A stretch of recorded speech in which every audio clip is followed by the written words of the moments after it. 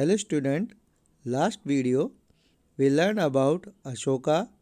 We know in the 8th year of crowning ceremony in 261 BC, Ashoka attacked Kaling in which 1 lakh people were killed. यानी कि हमने जो पिछले session में हमने पढ़ा था कि जो मौर्य साम्राज्य है, मौर्य साम्राज्य में जो सबसे महत्वपूर्ण जो शासक था वो अशोक यानी कि अशोका के नाम से जाना जाता था। और उसने अपने शासन के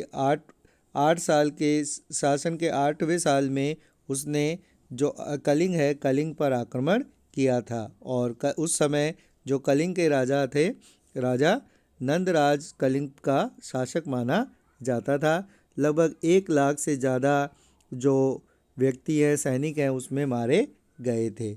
उसी टॉपिक को हम आगे कंटिन्यू करते हैं। This great human loss divide अशोका हैंस, यानी कि ये जो 1 लाख जो पीपल्स मारे गए थे उनको देखकर अशोका के मन में बदलाव आया। He declare from giving up weapon, उसने जो शस्त्र है यानी कि जो उनके जो हथियार हैं, हथियार को त्यागने का निर्णय लिया। Under Magadha empire Dhauli and Tosali was made capital of Kalinga, यानी कि कलिंग की जो राजधानी थी उसे धौली और तोसली को कलिंग की राजधानी बनाया गया।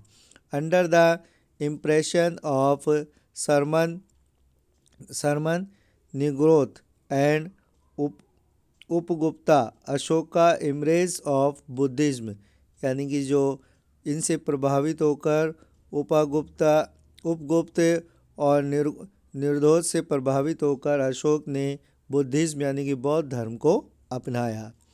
इन द प्लेस ऑफ बहरी घोष ही अपॉइंटेड धर्म घोष, उसने बहरी घोष का मतलब जहाँ पर अपने शत्रु पर लड़ाई यानी कि युद्ध के माध्यम से जो विजय प्राप्त की जाती है उसे बहरी घोष कहते हैं।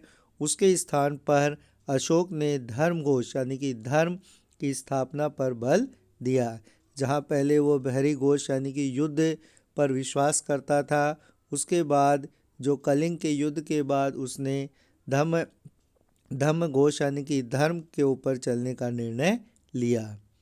Before embracing Buddhism according to Rajatarangini of Kalhana, यानी कि जो राजतरंगिणी एक पुस्तक है जिसके लेखक थे कल्हान ने उस राजतरंगिणी को लिखा है, जिसमें मुख्यतः कश्मीर के शासनकाल का वर्णन किया गया है। उसके अनुसार जो अशोक है, अशोक ने बुद्धिज्म यानी कि बौद्ध धर्म को अपनाया था।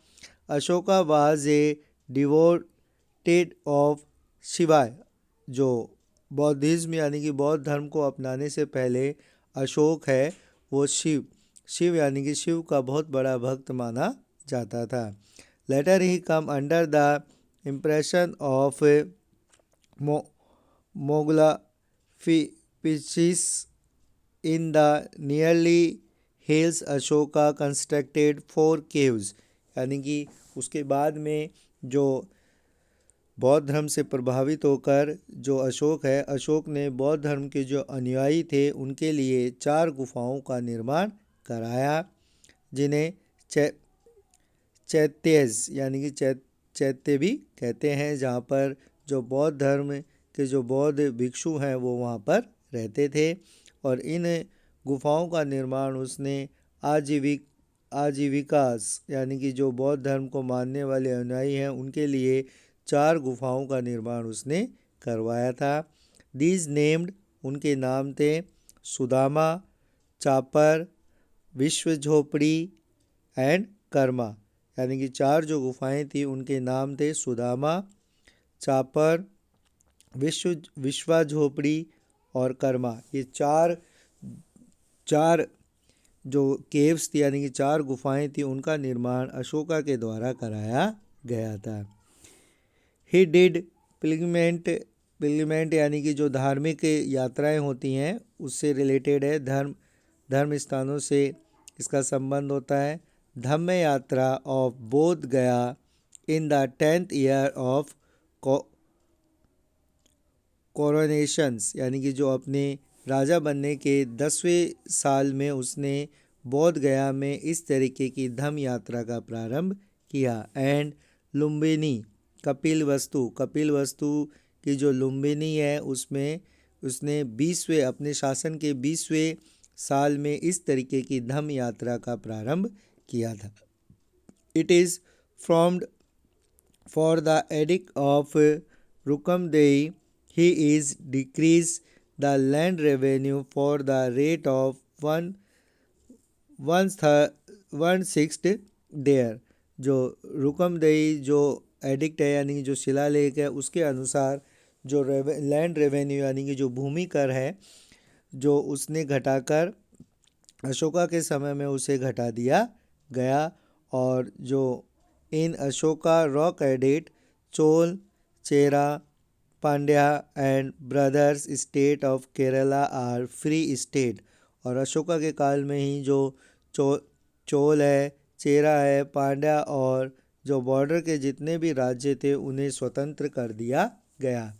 इन स्मॉल रॉक एडिट related to coronation Ashoka has said to himself Buddhashakya. यानी कि जो एक स्मॉल रॉक एडिट है उसके अनुसार जो अशोक है अशोक ने स्वयं को यानी कि अपने आप को बुद्ध शिखाय के नाम से भी प्रस्तुत किया है। तो अशोक ने अंत में जाकर जो बौद्ध धर्म को अपना लिया था। धम्म ideals propounded by the Ashoka from the moral development of man are called Dhamma.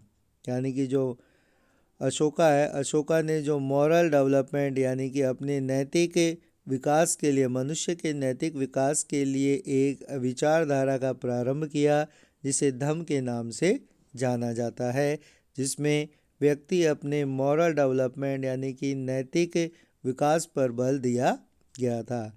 The definition of Ashoka Dhamma is given in the 7th pillar addict. यानी कि जो इस जो धम्म है उसकी जो परिभाषा है अशोक के धम्म की जो परिभाषा है वो 7th पिलर एडिक्ट यानी कि 7वें शिलालेख में उसका वर्णन किया गया है कि अशोक के द्वारा जो धम्म की स्थापना की गई थी उसका वर्णन अशोक के 7वें जो शिलालेख है उसमें किया गया है। According to it salvation from sin deed, work, welfare, kindness, charity, trust and कर्म शुद्धि इट ओनली धम्म। यानी कि इसके अंदर ये बताया गया है कि जो व्यक्ति को विश्व के विकास के लिए काइंडनेस यानी कि दया, चैरिटी यानी कि दान और ट्रस्ट और साथ ही साथ अपने कर्मों की शुद्धि के लिए धम्म को अपनाना चाहिए। इन सभी चीज़ों को धम्म में एक महत्वपूर्ण स्थान दिया गया था। Behaviour of goodness, doing welfare work, silence, bringing politeness in behaviour, kindness, doing charity, clearness, not killing of animals, obey mother father and other elders. इस धर्म के अनुसार जो अशोका यह बताना चाहता था कि किस तरीके से लोगों को अपने व्यवहार में परिवर्तन लाना चाहिए और दूसरों के जन कल्याण के लिए कार्य करना चाहिए, साथ ही साथ दान देना चाहिए, दया की भावना लोगों को अपने मन में रखनी चाहिए, क्लीननेस यानी कि स्वच्छता का भी ध्यान रखना चाहिए, नॉट किल ऑफ एनिमल्स जो जानवर है जानवरों को नहीं मारना चाहिए, obey mother father and other elders अपने बड़े और माता पिता का पूर्ण सम्मान करना चाहिए, रेस्पेक्ट टुवर्ड गुरु यानी कि जो आपके गुरु हैं उनका भी आपको पूरा सम्मान करना चाहिए, चैरिटीनेस टुवर्ड फ्रेंड यानी कि अपने जो मित्र हैं उनकी सहायता करनी चाहिए, relatives, Brahmins, Shramanas and behaving with the ritually and the essential terms of Dhamma में propounded by the Ashoka. Ashoka के द्वारा जो धम्म है उसकी स्थापना की गई थी, उसकी जो महत्वपूर्ण चीज़ों में इन सभी को रखा जाता है कि लोगों का जन कल्याण के लिए हमें कार्य करने चाहिए, अपने मन में दया की भावना रखनी चाहिए, दान करना चाहिए, साथ ही साथ अपना जो व्यवहार है उसे इस तरीके से बनाया जाए कि उसमें पोलाइटनेस यानी कि जो नम्रता का भाव आए, और साथ ही साथ जो एनिमल्स है, जानवरों को नहीं मारना चाहिए, अपने माता पिता और बड़ों का सम्मान करना चाहिए, गुरु का आदर करना चाहिए। इन सभी चीज़ों को जो अशोक ने अपने धर्म में अपनाया था।